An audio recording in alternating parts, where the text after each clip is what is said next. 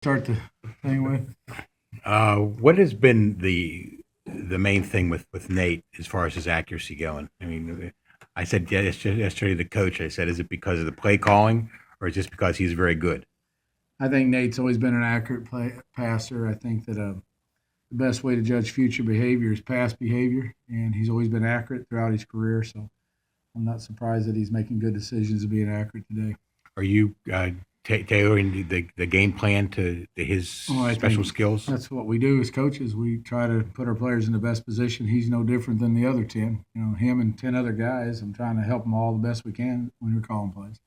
When you go back, I mean, this is the first time we talked to you in a couple of weeks. When you go back to sort of, And that's something. Have you missed me? We miss you. Yeah, I'm sure you have. When you go back to those weeks when you were sort of trying to decide, I guess, between Chad and Nate, what was sort of the thought process like that led to Nate winning the job? I guess. Well, I think ultimately Chad and him both competed very hard for the job, and at the end of the day, we felt like the ball was moving down the field a little more regularly with Nate, so we made the decision to make the move. Did you feel like Nate was more comfortable in the offense because of the experience in Tennessee? Or? No, I don't think it had anything to do with it. I think he just played a little bit better.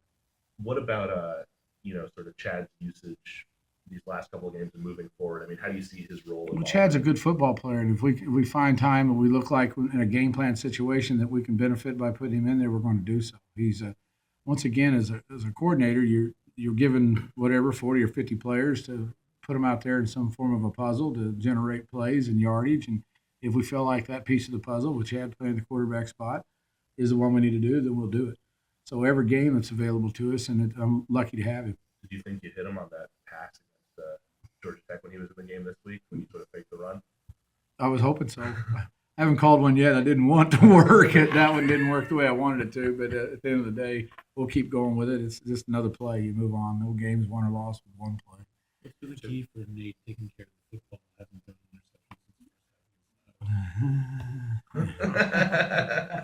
I think he's making good decisions with the ball, and I think ultimately that's what we're preaching to our team above all else.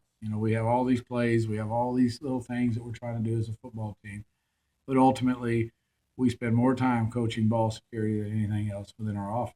Because if we don't turn it over on offense, I think the numbers are somewhere between 87 and 88% of the chance of winning when you do that. And I tell the team, if I told you tomorrow, I can guarantee you 87.5% on every exam you take.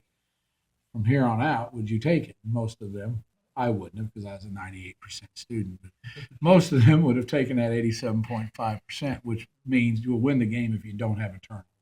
And that's what we're after. We're not trying to do anything other than secure the ball, whichever team in football is trying to do. Sometimes you get it, sometimes you Jim, Nate was quick to credit his offensive line.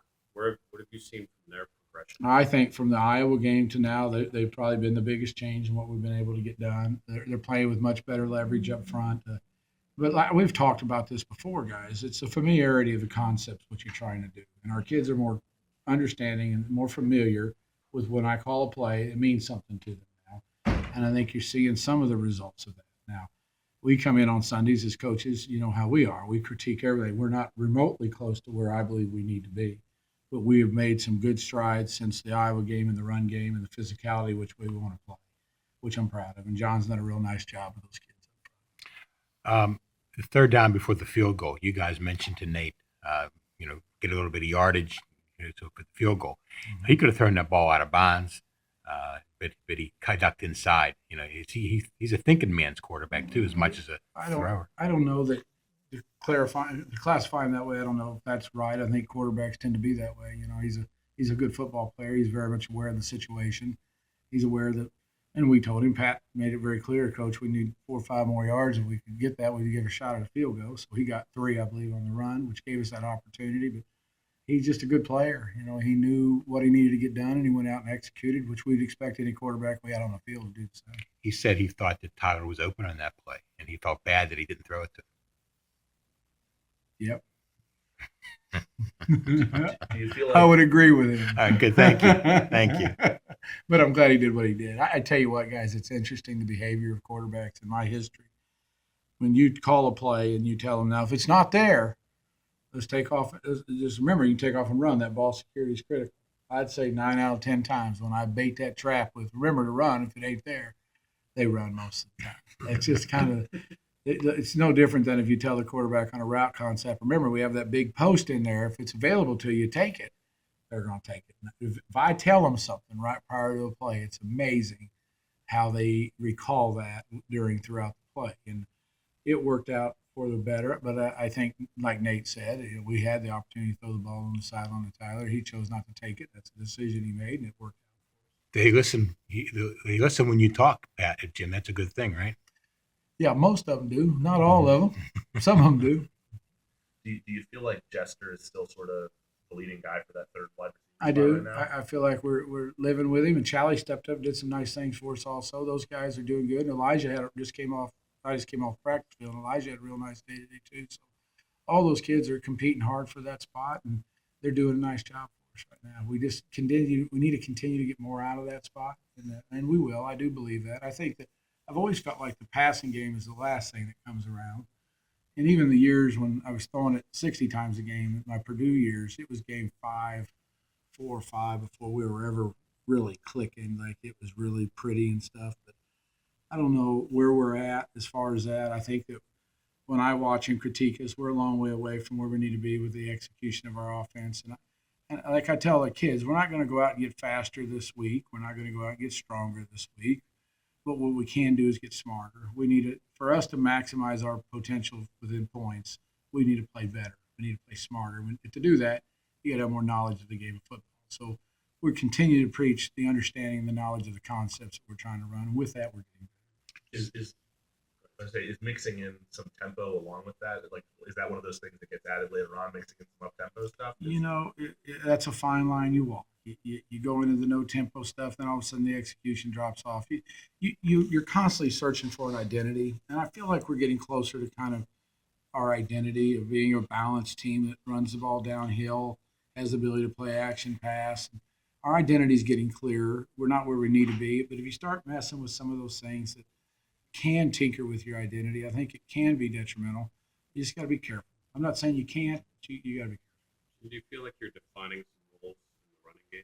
I do. I think the linemen block and the runners run. Those are the roles, and for the most part, that's what we're wanting to get done. And I think that, like I say, guys, I'm happy where we're sitting at right now with the record, but we're not, from an offensive standpoint, still not where we need to be. And we're practicing hard every day to get that through to our kids, and I think they get that part, and they're understanding the need for good practices. And they're getting better as a practice team, and it's showing up on Saturdays. And it's easy to validate it when you can justify it. So, here, kids, you practice good on Tuesday, Wednesday, Thursday, you played a little better. So what do you say we do it again? So that's what we're preaching, just basic football one-on-one. There's no secrets. We're trying not to turn the ball over, and we're trying to play physical football. That's the way Pat wants it, and that's the way we want it. So, and so far, we're okay. We'll continue to get better. Jack's catch on the gadget play, could that be a launching pad for him maybe? Who's that? Challengeworth. Oh, I hope so. He played today with good confidence about him. I think the receivers are interesting animals. A few of them will lose some confidence once in a while. It takes a little bit for them to bounce back. I feel like Charlie's been that way a little bit, but I think I hope you're right, that spurs a little emotion and enthusiasm in him, a little excitement about playing, and lets him perform a little better. It'd be great. You mentioned that offensive identity. Does it fit better when you have a big back like Quadri sort of be the main guy carrying the ball? Is that part of it, having a big physical? I don't know if size and dimensions have a damn thing to do with identity.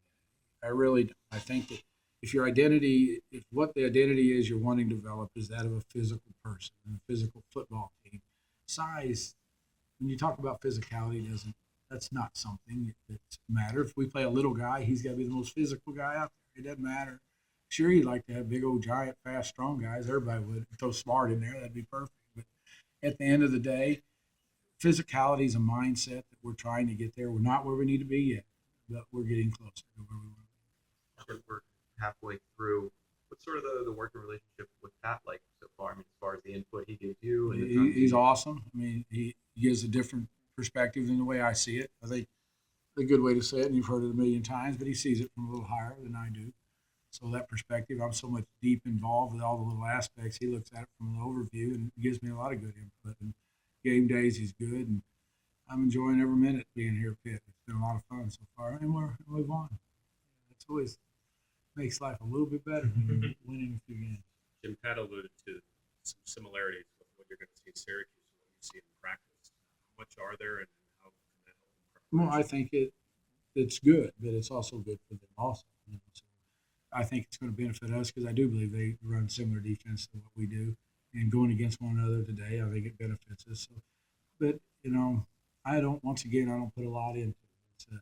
It's practice Tuesday, practice Wednesday, practice Thursday, and go execute on Saturday. And it doesn't really matter. The Shafes could come out on Saturday and play a complete different structured defense. And it really doesn't matter. The game is what matters. The game's about players, and when we get to Saturday, they got to go out and perform. And that's what we do. Some of these tough road games prepared you well for Hell, indoor prepares me for the noise. I walk off there with the worst headache in the world. My God, there's no place we've been that's going to be as loud as our indoor right now. I don't believe. Maybe it will be at Syracuse. I've never played there, but I think we're ready and prepared. Tyler's yards per catch is down. Can you put your finger on any reason why? Yeah, we're not throwing it downfield enough to him. Is that something that can be adjusted by play calling, or is it just something that Sure. players have to get used I'll to? call it deeper. Most things can be, but once again, you're playing a game. Whatever game that is, you play that day, that game. And some of the things we're getting with Tyler, getting him some some little nuisance plays out on the perimeter, and handing the ball in the backfield. I believe Tyler had 14, 15 touches in the ball game, which is good. I think that's the key thing. I don't think 30 is the right number for a wide receiver, but we'll continue to try to give him the ball. And I'm very much aware that we're not pushing the ball down the field the way we'd like to, and hopefully we'll be able to do that if that's necessary to win the game. I saw a stat that you guys are averaging like the fourth fewest plays per game in FBS. When you were at Purdue, I mean, did you ever think you'd be at a point where you're running that slow in offense? Yeah, the last 2 years. See you guys. Thanks. Thanks. Thanks, Jim.